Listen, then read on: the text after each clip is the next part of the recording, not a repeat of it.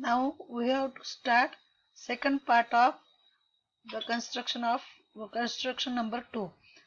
Construction number 2 चा second part पाहणारा if xz is greater than xy.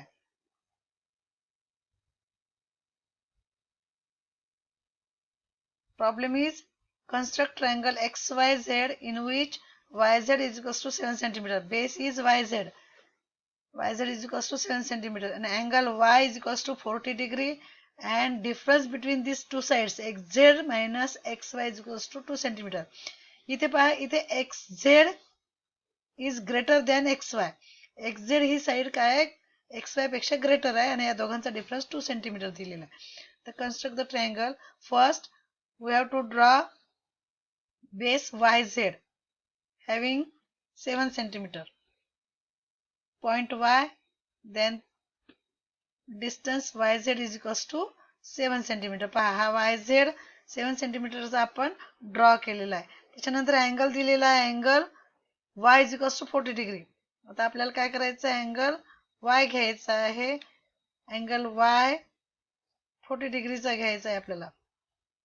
हा झाला z डॅश आणि y आणि z डॅश प्रोटेक्टरच्या साहाय्याने y वर प्रोटेक्टर ठेवून आपण काय करायचं 40 डिग्रीचा अँगल ड्रॉ करायचा. जिथे 40 डिग्री येईल तिथे हा z डॅश घ्यायचा आहे आणि z डॅश आणि y हे पॉइंट काय करायचे जॉईन करायचे म्हणजे हा रे झाला तयार झाला. हा रे झाला yz डॅश. पण हा रे आपल्याला काय करायचा इथे पाय xz is greater than xy असेल तर हा रे या उलट्या बाजूने काय करायचं आहे एक्सटेंड करायचं आहे वाढवायचं आहे आणि हे कन्स्ट्रक्शन या बाजूला होईल. आता हे उलट कन्स्ट्रक्शन होईल कारण xz ही साइड xy पेक्षा काय आहे ग्रेटर आहे त्याच्यामुळे. त्याच्यानंतर आता इथे आपल्याला डिफरन्स दिलेला आहे 2 सेंटीमीटरचा. 2 सेंटीमीटर डिफरन्स आहे तर 2 सेंटीमीटर कंपास मध्ये डिस्टन्स घेऊन काय करायचंय आर्क ड्रॉ करायचा आहे.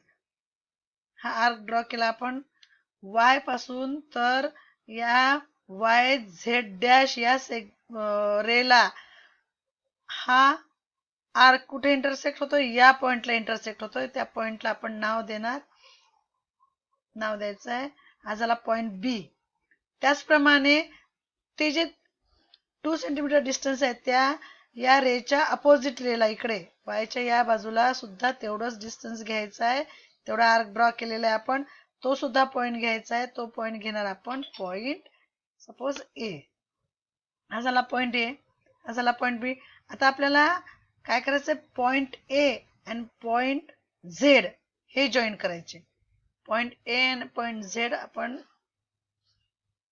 जॉईन केलं. चला आता आपल्याला परपेंडिक्युलर बायसेक्टर या जॉईन केलेला ए आणि झेड ए झेड सेगमेंट जो आहे त्याचा परपेंडिक्युलर बायसेक्टर ड्रॉ करायचा आहे. परपेंडिक्युलर बायसेक्टर ड्रॉ करायची प्रोसेस सेम आहे. मोर दॅन हाफ डिस्टन्स घेऊन हा परपेंडिक्युलर आपण बायसेक्टर ड्रॉ केलेला आहे. आता हा बायसेक्टर या रेला वाय झेड डॅश रेला कुठे इंटरसेक्ट करतो या पॉइंट मध्ये इंटरसेक्ट करतो. हा पॉइंट झाला एक्स. या पॉइंटला नाव द्यायचं आहे आपल्याला एक्स झाला. हा झाला एक्स आणि एक्स पॉइंट आणि झेड पॉइंट हे दोन्ही पॉइंट काय करायचे जॉईन करायचे. Joint point x and point Z म्हणजे आपला ट्रायंगल तयार झाला. कोणता ट्रायंगल तयार झाला एक्स वाय झेड हा ट्रायंगल तयार झाला. आता आपण डिस्टन्स पाहू. डिस्टन्स पहा.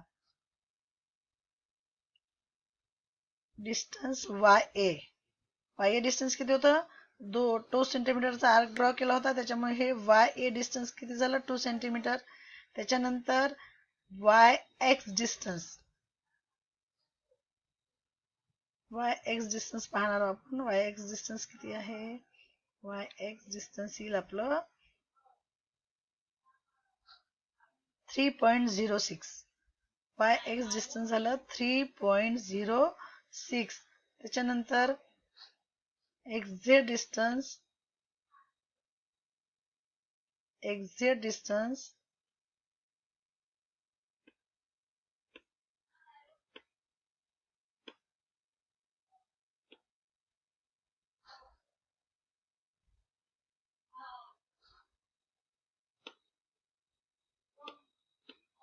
एक्झॅक्ट डिस्टन्स आलाय 5.06. आता पहा आपला डिफरन्स काय होता, एक्झेड मायनस एक्स वाय. एक्झेड डिस्टन्स आहे 5.06 आणि एक्स वाय डिस्टन्स आहे 3.06. एक्झेड मधून एक्स वाय जर मायनस केले, 5.06 मधून 3.06 जर मायनस केले तर काय उरलं, 2 सेंटीमीटर एवढं डिस्टन्स उरलं. म्हणजे डिफरन्स आला 2 सेंटीमीटर. या दोन रिमेनिंग साईडचा डिफरन्स 2 सेंटीमीटरला. अशा प्रकारे आपल्याला हा ट्रायंगल कन्स्ट्रक्ट करायचा आहे. याची कंडिशन काय राहील, if x Z is greater than x Y. Okay, अशा प्रकारे आपल्याला प्रॅक्टिस करायची आहे तुम्हाला.